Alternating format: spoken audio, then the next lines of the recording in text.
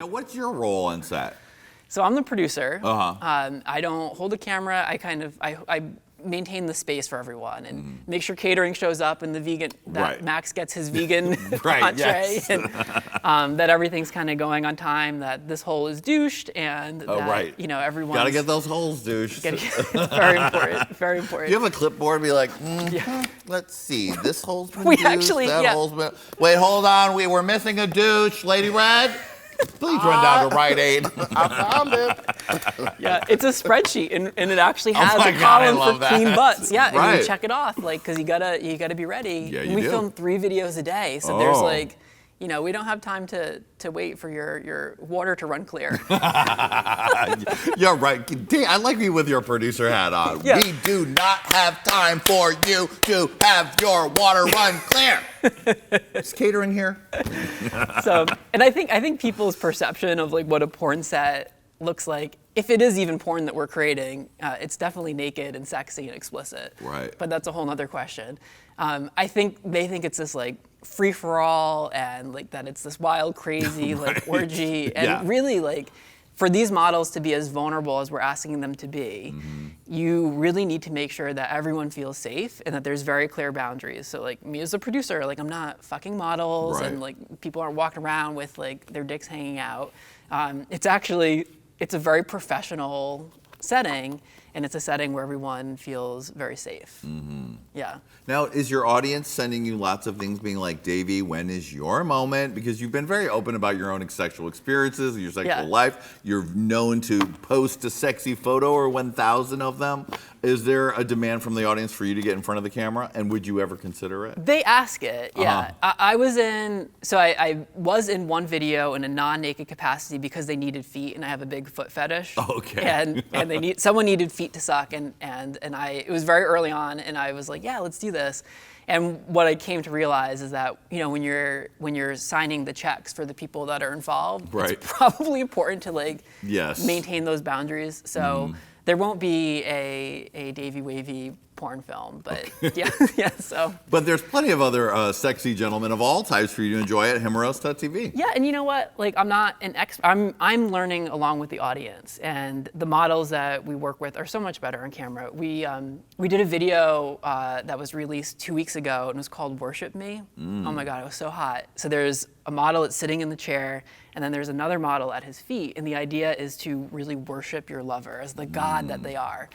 And so he looks up into his partner's eyes, and this is someone that he met like 48 hours ago. Right. Like, looks up into his eyes. Now, granted, there's been a retreat, and they've had time to connect, and for a minute and a half, he tells him how much he loves him and how much he's worthy of touch and affection, and it's this beautiful affirmation that moves the model to tears. He starts fucking crying.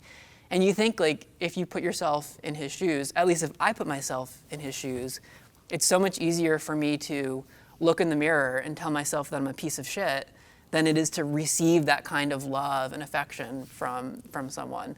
So, girl, I am not at all ready to be like sitting in that chair to do that. I'd fall apart. You facilitate, but you don't need to star. Yeah.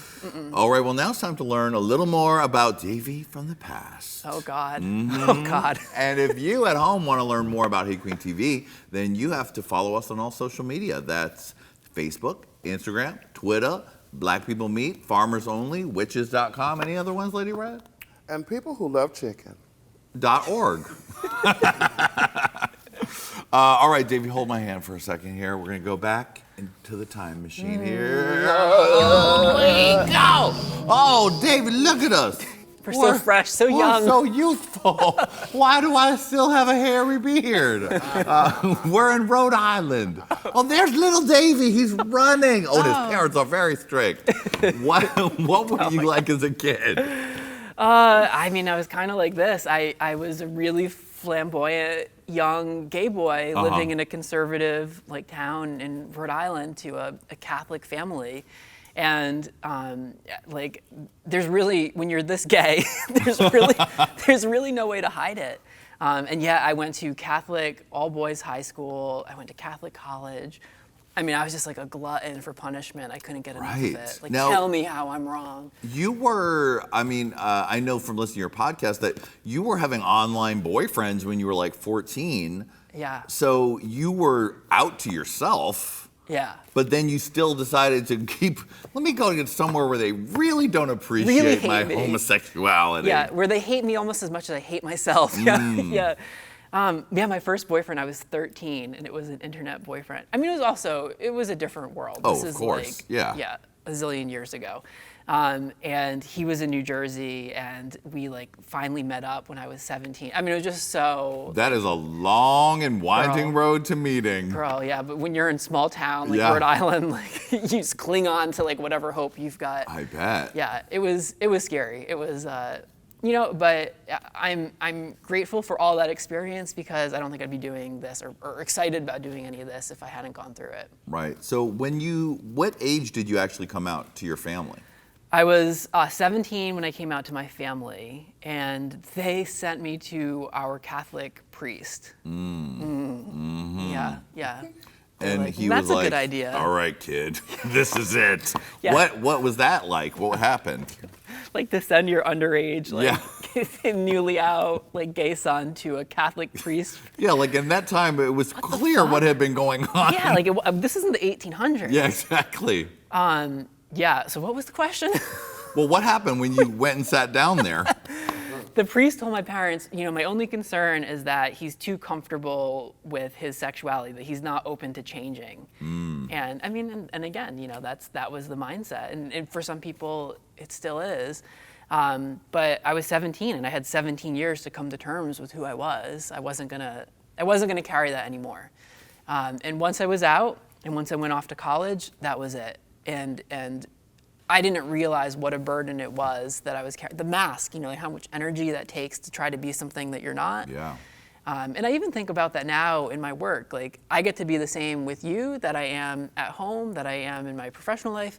Like I'm just me, and not a lot of people have the privilege of just being themselves all the time. Right. And it takes fucking energy to be someone you're not. Yeah. Yeah. So what was Catholic college like? Now, were you just getting all the DL twinks on campus? I was doing all right. Yeah, I bet you were. I was doing all right.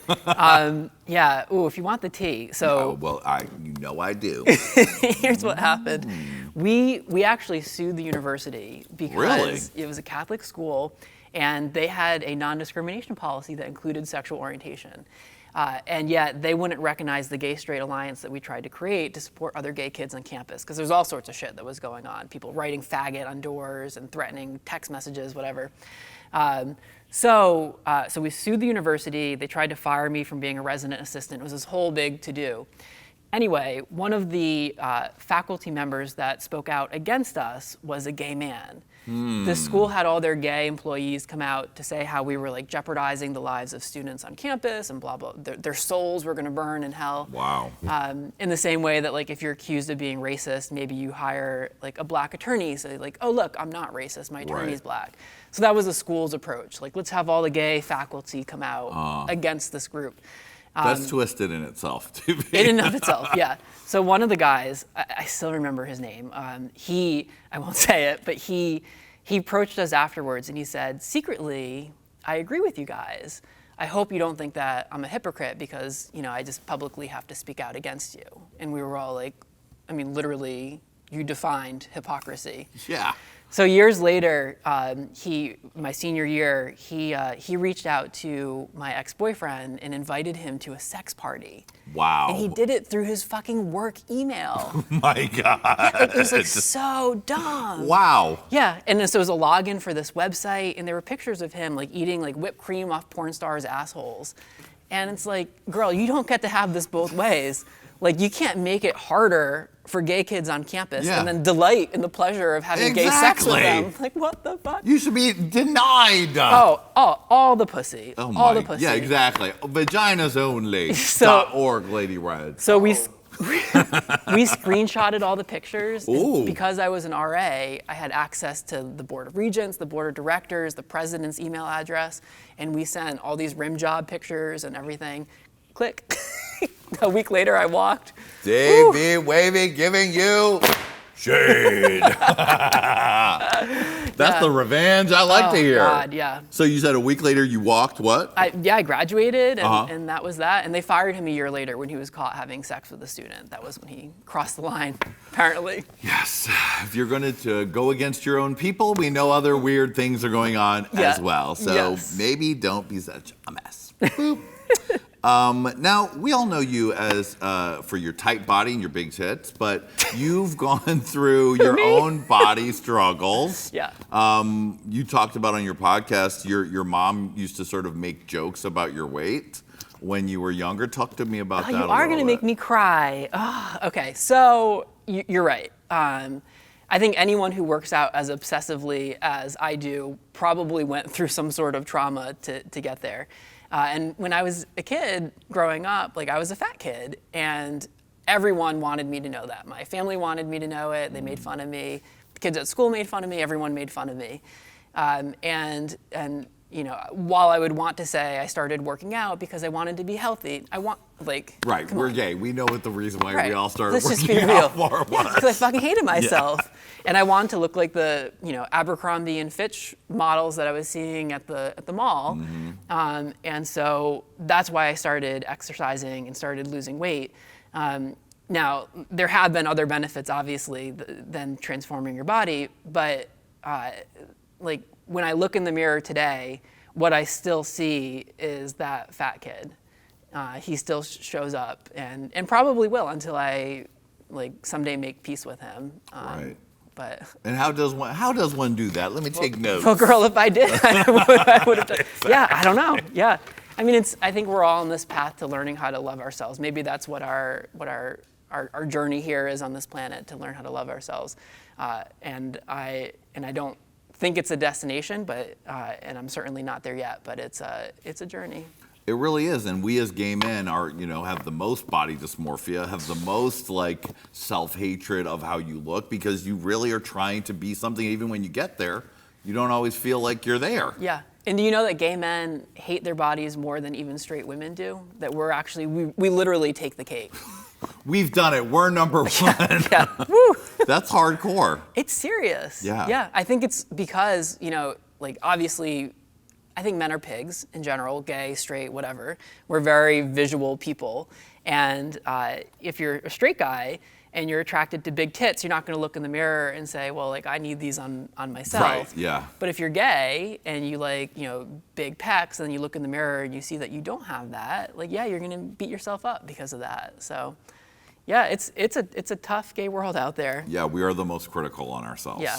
Because we want to look like what we want to like. Exactly, yeah. It ain't easy. Nope. Hello, children. To see part 3 of this interview, click here. To see more Hey Qween fabulousness, click here. And don't forget to subscribe, bitch! Hey! Hey! Hey!